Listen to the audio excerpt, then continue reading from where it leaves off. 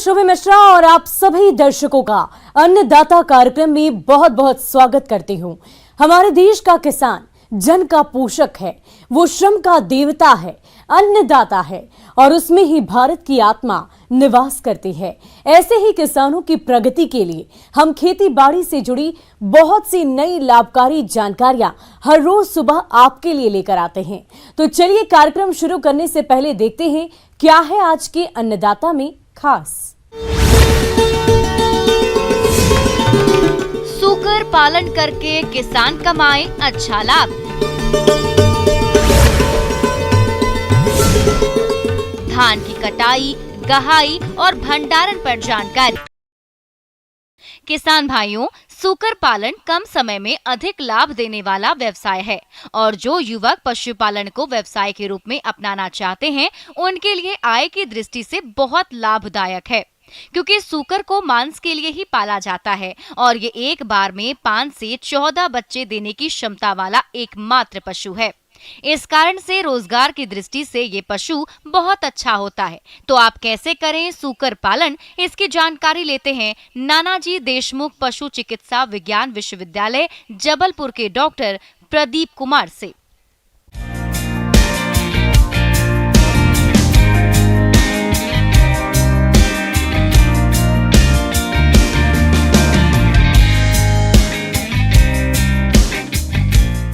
किसान भाइयों, आज हमारा जो चर्चा का विषय है वो है सूकर पालन। तो सूकर पालन में हम सिलसिलेवार चर्चा करेंगे। जैसे सबसे पहले हम चर्चा करेंगे कि अगर हमें सूकर पालन की तरफ चलना है तो हमें किन किन चीज़ों की ज़रूरत पड़ेगी। तो जैसे सबसे पहले हमको क्या है, एक अच्छे शेड का निर्माण करना पड़ता है और वो शेड ऐसा होना चाहिए कि जिसमें आप पिगलेट भी रख सकें और जिसमें आप मादा भी रख सकें, जिसमें आप कुछ नर भी रख सकें, क्योंकि आपको नर, मादा, पिगलेट और फिर ग्रोवर, बीच में एक स्टेज आती है ग्रोवर, उनको भी रखने की व्यवस्था करनी पड़ती है। तो आपको अपना शेड उसी हिसाब से बनाना है ताकि शेड में पर्याप्त जगह हो। शेड में फिर आपके चारों तरफ से रोशनी आ सके। शेड में फिर जैसे वातावरण जो है, बाहर से हवा अंदर आ सके, अंदर से बाहर जा सके, नहीं तो शेड जो है सफोकेटिंग हो जाता है। फिर बिजली की पर्याप्त वहाँ पे सप्लाई हो, पानी का सप्लाई इतना अच्छा हो कि हर शेड में आपके पानी उपलब्ध हो सके। किसान सूकर पालन की शुरुआत करते हैं तो उनके लिए फायदे का सौदा हो सकता है। सूकर पालन कोई भी किसान कर सकता है और इसके लिए सरकार द्वारा भी सहायता प्रदान की जाती है। इसके मांस में प्रोटीन होने की वजह से इसके मांस की मांग अधिक है। मादा सूकर एक बार में 10 से 12 बच्चों को जन्म देती है और इस व्यवसाय में इनके रहने के स्थान और अन्य सामग्री पर कम निवेश की आवश्यकता होती है।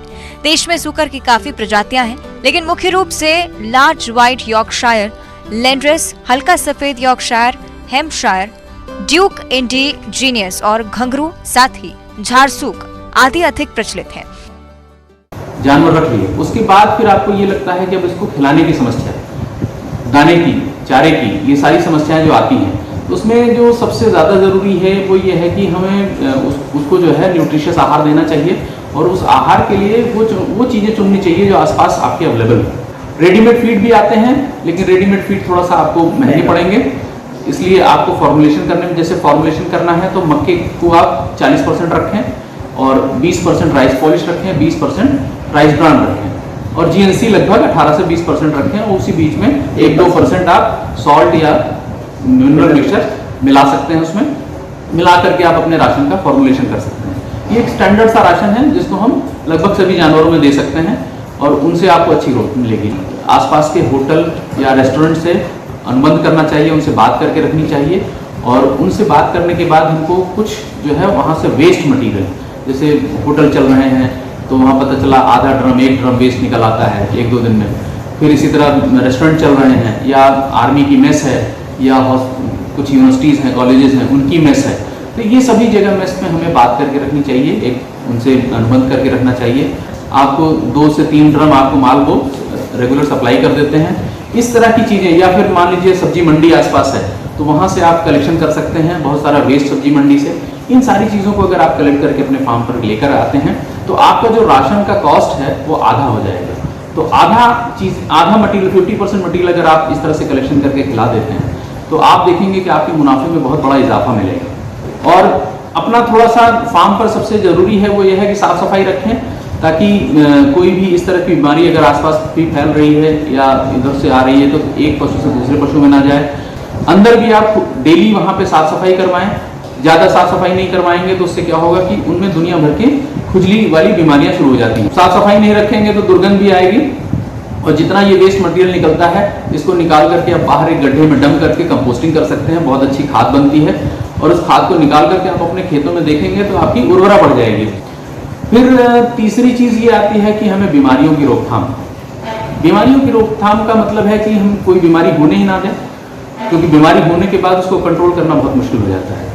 इसके लिए हमें वैक्सीनेशन पे ध्यान रखना चाहिए, टीकाकरण पे। और टीकाकरण के लिए जो प्रमुख जो 2 बीमारियां हैं वो हैं एचएस और स्वाइन फीवर। तो हम ये देखें कि स्वाइन फीवर का टीका हमें सर्दियों से पहले लगा देना चाहिए, सितंबर-अक्टूबर के आसपास। इसी तरह जो एचएस का टीका है वो हमको गर्मियां शुरू होने से जस्ट पहले लगा देना चाहिए, मार्च-अप्रैल के आसपास।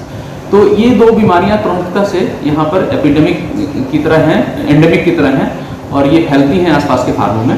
तो इन 2 बीमारियों को प्रमुख रूप से हमको टीकाकरण करना चाहिए ताकि ये दो बीमारियां काबू में रहें। सुअर पालन के लिए सरकार ऋण भी उपलब्ध करवाती है और इस व्यवसाय की शुरुआत के लिए वैसे तो आने वाला खर्च उनकी संख्या, प्रजाति और रहने की व्यवस्था पर निर्भर करता है। व्यवसाय में आने वाले खर्च के लिए कुछ सरकारी संस्था जैसे नाबार्ड और सरकारी बैंकों द्वारा ऋण सुविधा उपलब्ध है। अधिक जानकारी के लिए आप अपने नजदीकी बैंक और नाबार्ड के कार्यालय से इसकी जानकारी ले सकते हैं। तो हम ये देख रहे हैं कि जैसे आजकल डिमांड भी बहुत ज़्यादा हो रही है, क्योंकि मीट जो है बहुत लोग पसंद कर रहे हैं। तो पोर्क का जो डिमांड है यहाँ पर क्षेत्र में 150 रुपये या उसके ऊपर है। देसी जानवर तो 120-130 में बिक जाते हैं, लेकिन अगर आपके पास अच्छा जानवर है तो उसका 150 या उसके ऊपर की कीमत आपको आराम से मिल जाती है। तो अगर आपको अच्छा मार्केट चाहिए तो आप थोड़ा सा नॉर्थ ईस्ट के मार्केट टैप करेंगे, वहाँ से बात करके रखेंगे। तो नॉर्थ ईस्ट के मार्केट में आप यहाँ से गाड़ियों से भेज सकते हैं, वहाँ आपको 300-400 रुपये किलो पोर्क बिकता है। तो देखेंगे कि वनस्पति यहाँ बेचने के वहाँ आपको बहुत फायदा मिलेगा अगर आप नॉर्थ ईस्ट के मार्केट को कवर कर पा रहे हैं। तो इस तरह से अगर हम देखें तो सुकर पालन में बहुत अच्छा मुनाफा कमाया जा सकता है। मार्केटिंग को आप अच्छे से टैकल कर लें, उसकी फीडिंग को अच्छे से टैकल कर लें और बीमारियों को टैकल कर लें। किसान भाइयों, अब लेते हैं एक छोटा सा ब्रेक।